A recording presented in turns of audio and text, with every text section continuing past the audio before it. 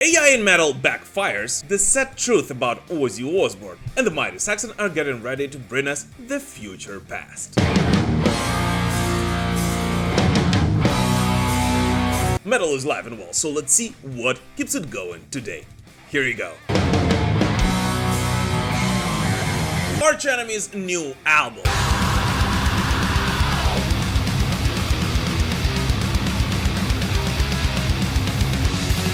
As surprisingly as they did drop their first single, Dream Stealer, out of blue on July 31st this year, this week Arch Enemy surprised their fans with an announcement of their newest studio album. Nice! And so, record titled Blood Dynasty will see a light of day March 28th next year via Century Media Records and will become the 12th studio output in the band's discography. Announcing the record, Arch Enemy founder and guitarist Michael Amott said the following: "This new album pushes the boundaries of what we've done before. It's everything you've come to expect from this band, and then some. We can't wait for you to hear it and feel the energy we've poured into every track. Welcome to the Blood Dynasty."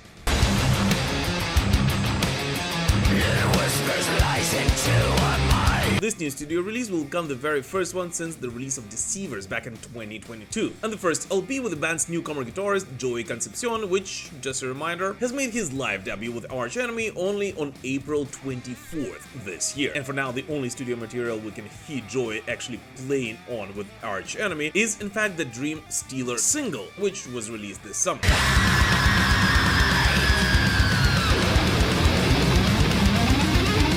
A track which on one hand saw the band's return to the roots of the Arch Enemy sound, yet still was a natural continuation of what the band has represented on Deceivers. And since the band's recent lineup changes somehow marked a new era of Arch Enemy, it is rather obvious that the fans' anticipation of this upcoming studio album is actually rather high. And the truth is that I simply cannot wait to hear what the guys have prepared for us on Blood Dynasty, and really hope that this album will in fact offer a mix of the old school and the new Arch Enemy sounds.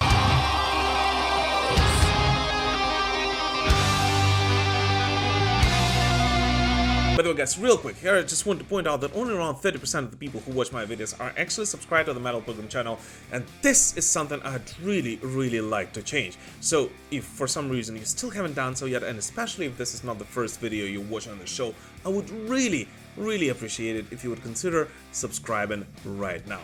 Let's continue building this amazing heavy metal community together. Saxon's Hell, Fire and Steel.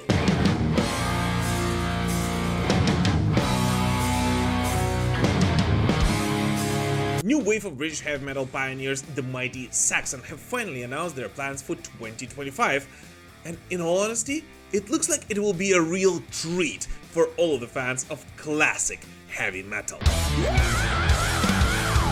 So yeah, it looks like next year Saxon are going to be doing something very similar to what Iron Maiden have been doing for the past couple of years, meaning celebrating their classic album as well as promoting their latest one. This week, the mighty Saxon have announced their Hell, Fire and Steel tour, which will commence in 2025, and which will of course promote their latest studio output, Hell, Fire and Damnation, as well as celebrate the 45th anniversary of their legendary output, Wheels of Steel, which was released all the way back in 1980, and which many fans actually consider to be one of the very first new wave of British heavy metal albums ever released.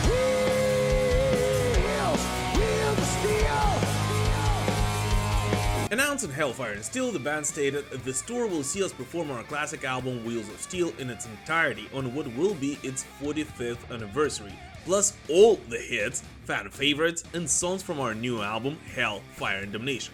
This is a Saxon tour like no other, and one you are not going to want to miss." And this of course is absolutely true, since although of course still Wheels of Steel is the most played live album in the band's discography, at least half of the songs from it have actually not been performed live many times since 1979-1980, and such tracks as Machine Gun or Street Fighting Gang have only been heard live by the fans since then, back on the band's 30th anniversary tour Battalions of Steel, which happened 15 years ago, and even then it was actually only heard live by a handful of die-hard Saxon fans. As for example, such track as Street Street Fighter gang, Saxon have only performed twice since 1980, once during their appearance at the Download Festival back in 2010 and at their show at 70,000 Tons of Metal a year after, which definitely makes this upcoming run a unique experience for all the die-hard Saxon fans.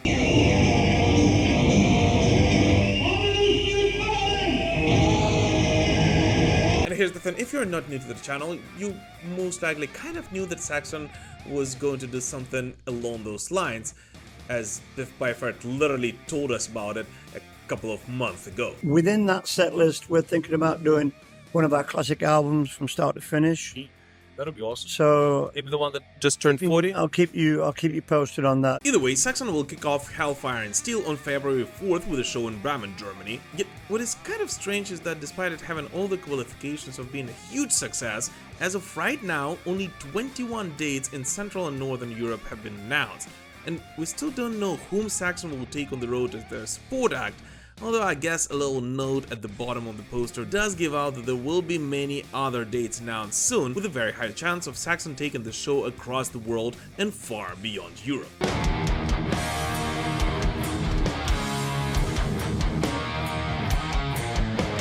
But anyways, Hellfire and Steel Tour does look like it's going to be one of the most anticipated occasions of the first half of 2025 for all of the classic heavy metal fans. And I'm actually really curious to see how the boys will combine these two incredible albums on the set list of this upcoming run, as well as of course hope to see some dates in addition to the ones already announced, as in my opinion this tour does deserve to be taken on the road pretty much all across the globe, and I actually really hope that I, just like all Ukrainian heavy metal fans, will be able to witness it live next year.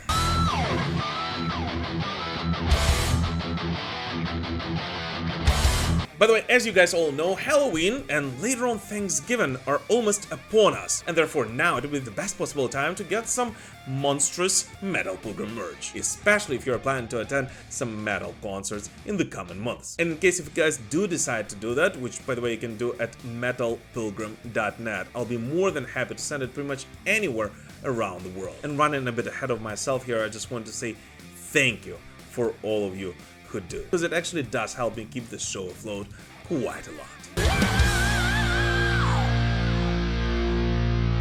Marty Friedman and the unanswered Megadeth questions.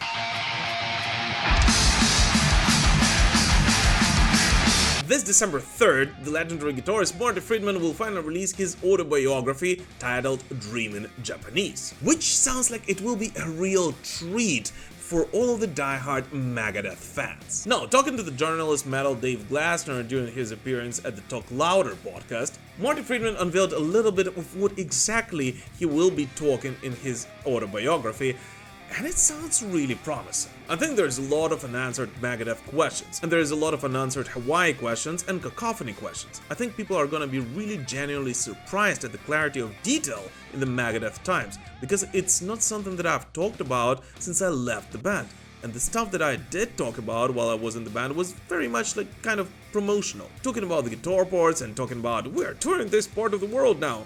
It was very promotional interviews and stuff like that. But very rarely, if ever, probably never, on a personal level at all. So I think people are gonna enjoy reading that, because they are going to go like, oh, I didn't know that, I didn't know this. Just a lot of things that don't get talked about and that I really never had an opportunity to bring to light. A lot of good things. And now, I don't know about you, but to me, this is how you market your book.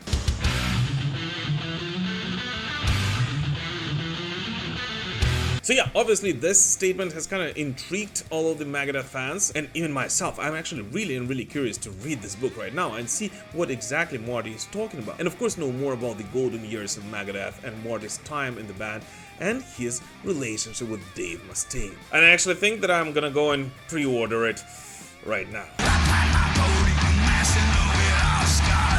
The sad truth about Ozzy Osbourne.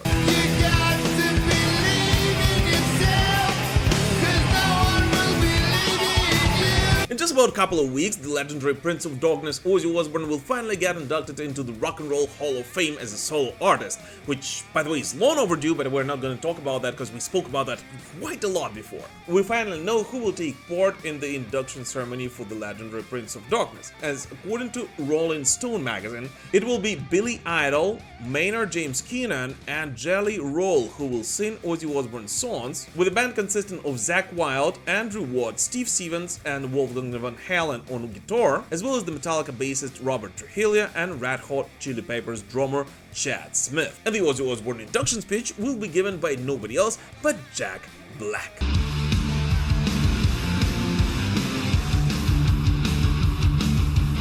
And now, here's the thing, I actually think that each of those musicians is absolutely incredible at what they do, and I have zero doubt that they will be given an incredible performance and will do justice to the legendary songs which, made Ozzy Osbourne whom he is today. So I think the lineup is absolutely amazing and it's great news, but at the same time, this news is actually super sad, because it confirms what we all were afraid of well enough to even go up on stage and just do a 10-minute long performance during this induction ceremony. Now, over the course of the past couple of years, Ozzy Osbourne has given only 2 live performances, one surprise one during the Birmingham Commonwealth Games closing ceremony, and the other one during an NFL game halftime show, during which he performed 2 songs with his backing band. And while we all, of course, could see that Ozzy Osbourne of course was physically struggling through those, everyone, including Ozzy Osbourne himself, was kind of hoping that by now he would be able to do a full-time show. Yet, at least as of right now, it looks like Ozzy Osbourne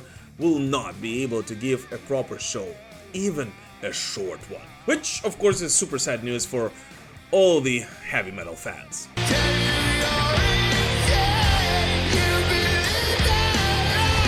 And now, by the way, in addition to all that, this induction ceremony actually raises a couple of other questions. First of all, why, unlike many other artists, Ozzy Osbourne is being inducted by himself? And secondly, why this performance will include only several people who actually made music together with Ozzy, the music which he's inducted into the Rock and Roll Hall of Fame for, and why such people as, let's say, Jack E. Lee are not being invited to be a part of it, especially since Jake has worked together with Ozzy Osbourne on such iconic albums as Bark at the Moon and The Ultimate Sin, which, who knows, may be just a tricky way to divert our attention, and there might be a special surprise coming to us in just a couple of weeks. And even if not, well, let's all just hope and say that Ozzy Osbourne is just saving his strength to give that one last goodbye show together with his friends at the legendary West Ham Stadium.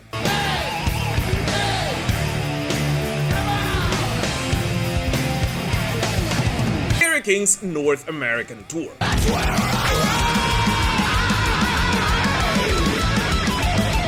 Right after the highly anticipated return on stage together with the legendary Slayer, this week Kerry King announced his first ever headlining solo tour. And so the new headlining run will kick off with a show in San Francisco on January 15th next year and wrap up at House of Blues in Las Vegas on February 22nd, with a support act by Alien Weaponry and Municipal Waste as a special guest, which makes it a really tasty treat for all of the thrash metal fans.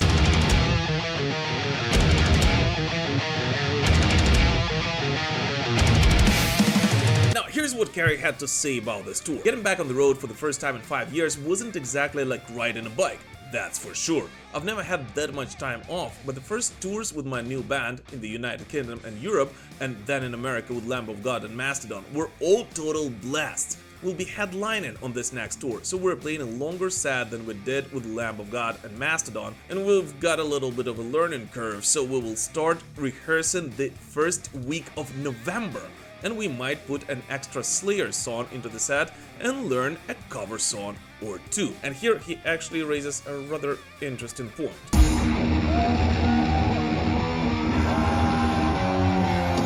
Now, one of the biggest news of the last couple of weeks was, of course, the whole fact that Death Angel had to drop from their tour with Wasp because of conflict schedules for one particular member, and which of course made pretty much everyone else at Death Angel rather unhappy. And then by simply looking at the dates for those tours, it made absolutely zero sense, as the Wasp tour is supposed to kick off in October and end in December this year, and the Kerry King one does not start until January 15th, which would give Marcus Gedda quite enough time to both hang out with his family and do both of those runs. But now it looks like the entire reason why Marcus Agata and consecutively Death Angel had to drop from the Wasp tour was in fact because Kerry King wanted to rehearse more, which, you know, in all honesty makes quite a lot of sense, but I can't even imagine how hard it might be for all the other guys at Death Angel.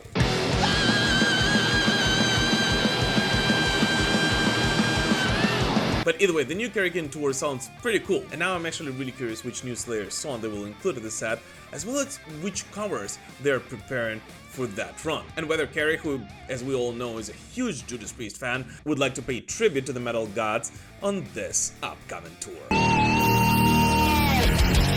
AI in metal kills your fan base.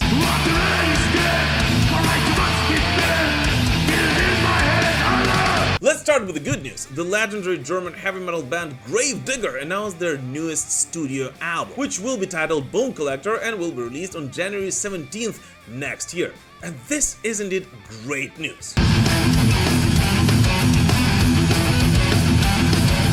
So, the new record will consist of 11 absolutely new tracks and, according to the band themselves, will be a logical continuation of their debut studio output, Heavy Metal Breakdown, which was released all the way back in 1984, with which Gravedigger promises to go back to the roots of heavy metal, giving their diehard fanbase exactly what they want. And the first single of this new album will be released next week, on October 11th.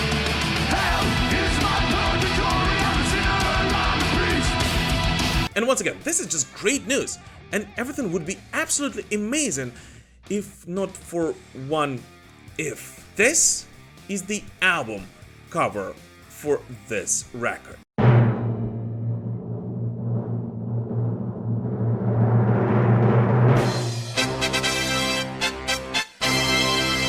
And if you take a closer look, or even if you don't take a closer look, you'll see that it was actually created with AI. And here's the thing, I personally am not against AI. I think it's a great tool which the bands can use in the modern world, especially to portray to the real artists what they want to see on the album cover, so that those artists can later on rework it and update it, or hopefully draw it from scratch and give the band exactly what they want.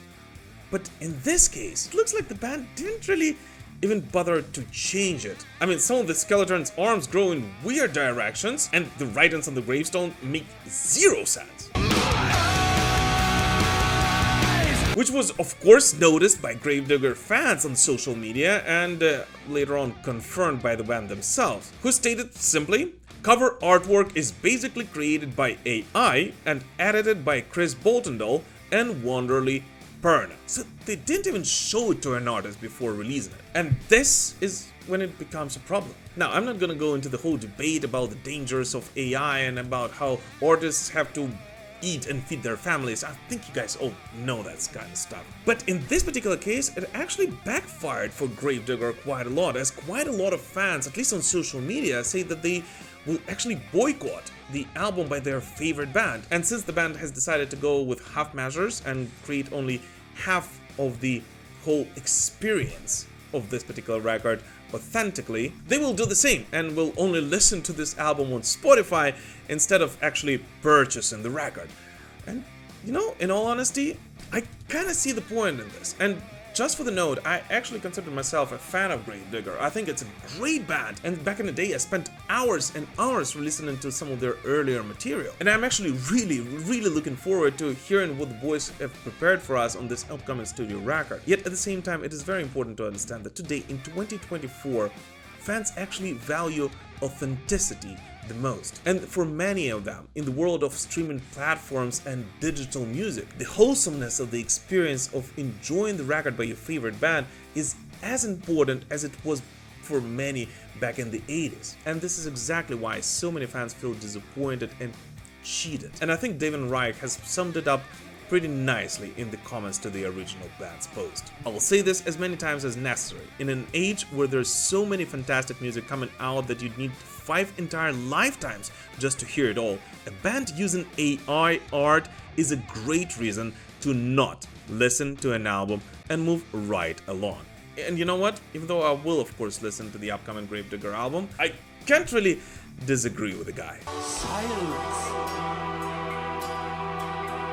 And by the way, what do you guys personally think about using AI for metal covers? And where's that fine line between it being acceptable and it being not? Please let us know in the comments. Because the thing is that I kind of feel like we cannot deny that AI is a part of our today's world. But at the same time, there's got to be a line of what is acceptable and what is not. So I'm actually really curious to find out what you guys think about it. And here comes that part of the Metal Digest in which I enthusiastically talk about 5 releases from this week, which sadly did not get their own segments in this video, yet which are still definitely worthy of your attention. Swedish melodic death metaler Soilwork returned with a brand new single, Spirit of No Return, which combines everything I love this band for: raw aggression, catchy melodies, and just enough progressive complexity to make it interesting yet not overdone. Spirit of No Return is a fierce reminder of the past, but also an introduction of the new Soilwork era, where we've taken the thrashier early days and dressed it in a new, heavier suit. Lyrics are dealing with the urge of belonging and fitting in, and how it in the end can be disastrous as you abandon your true self, said the Soilwork vocalist Bjorn Speed Sturd. And yes, Spirit of No Return is an incredible opening of a new Soilwork era.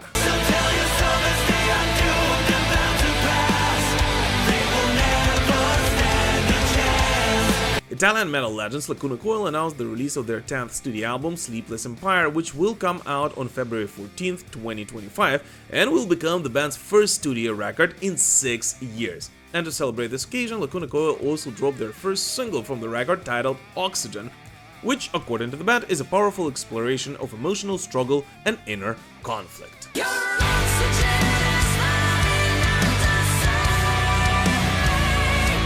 Caheed and Cambria dropped a brand new track, Blindside Sonny, the first one from the band's upcoming album. According to the band's vocalist Claudio Sanchez, Blindside Sonny is a song about revenge. What may seem like an innocent choice to someone could be the breeding ground of another's malicious misunderstanding. Perception can be your worst enemy. Definitely a fun song you should be very careful putting on in your car unless you want to get a speeding ticket.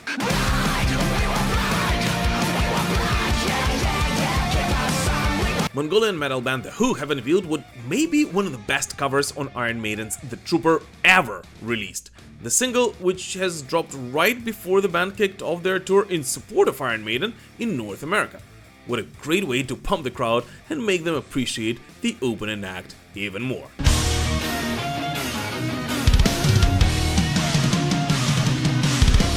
Death metalers Primal Code, who have just signed to Relapse Records, shared their new song Anapsed from their upcoming album Opaque Fixation. It really started with our obsession with Bolt Thrower and how a lot of bands didn't have that same vibe. Low speed whiplash was the term that was kicked around at first that we stuck to a lot. Being a 3-piece has also really become a big part of what we are aiming for. Less is more. Always, said the band in their announcement. By the way guys, our metal playlist Metal 365, available on Spotify and YouTube Music, has gotten possibly the biggest update since its launch last week. So if it has been a while since you listened to it last, or if you still haven't added it to your Spotify or YouTube Music library, then you should definitely do it right after watching this video if you would like to be on top of some of the most interesting metal releases each week. The Dwarves of Metal dig again. Together we stand, divided we fall. You don't rock and stone, you ain't coming home. This week, Italian dwarven power metal house Windrose finally returned with their latest studio output, Trollslayer. The new album consists of 9 absolutely new tracks in which Windrose once again tell the tales of digging holes and fighting orcs in the battles on the fields of Middle-earth. So basically give their loyal fans exactly what they want. Now, if you're not new to the Metal Digest, I think you know that every week we tend to invite a special new guest on the show. And so this week, I, being a huge Tolkien fan, of course, could not miss the chance and speak to nobody else but the king of dwarves of metal, Francesco Cavalieri. So many people today shit on streaming platforms, shit on TikTok, but for you, it kind of helped your breakthrough. It helped to push your uniqueness to the masses. Do you agree with this? And do you think that at least part of your success attributes to the platforms that help push it? And do you think that modern musicians overall today can embrace the technology and it can actually serve as a good thing for the music industry? Or it's a 1 in a million case and actually won't work? No, it's not 1 in a million case, but we have to make to understand what is the pool of bands that we have nowadays in the business. We have a pool of bands that mostly, I mean, the youngest are my age, then I'm 35. So it's not a new generation thing. It's already old people pool of bands. So there was not a change of generations an exchange of popularity for the new bands since the early 2000s. Like there will never be bands like Linkin Park, like Korn, like this kind of bands. There will never be anymore, because now the things, they are not listened for 3-4 years, 5 years. The things are in trend for a couple of months. Okay, so it's very difficult also to get notoriety, not to get fame out of it. The social medias are the new language of communication, the instrument, the device that make you get popularity in a short term. And then if you are interesting, the people will get, more loyal to you and will follow you and will come to your shows. But if you are not interesting, if you don't have nothing to say, You fuel the popularity all the time. You have to continue. Exactly. You have to feed. You have to feed your community. You have to feed your popularity online, because as long as you don't do contents, as it went up fast, it will go down fast. Mm-hmm. It happens to all the bands right now. If you see bands that play also with us and we were the opener, now they have less numbers than us. Why? Because they didn't understood, or they refused to understand the new language of communication, that is the social medias.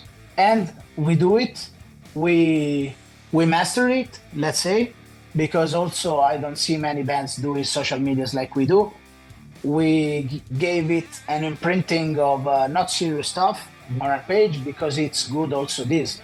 I mean, we are a serious band, we have serious music. We don't do silly music, doing the clowns. We don't like to be comedians, we want to be musicians.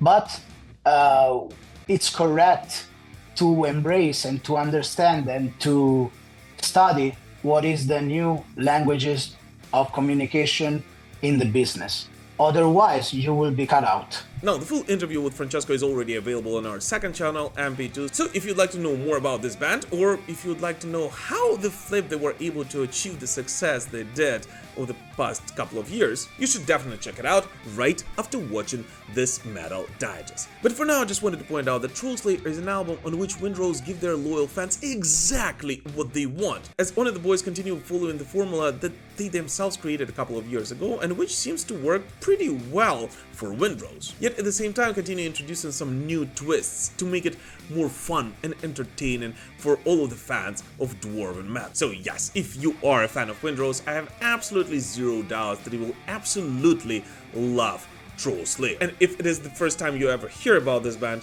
well, it definitely wouldn't be the worst entry point to the world of dwarven metal. Beneath the mountain's ancient brow, the caverns deep are anchored now.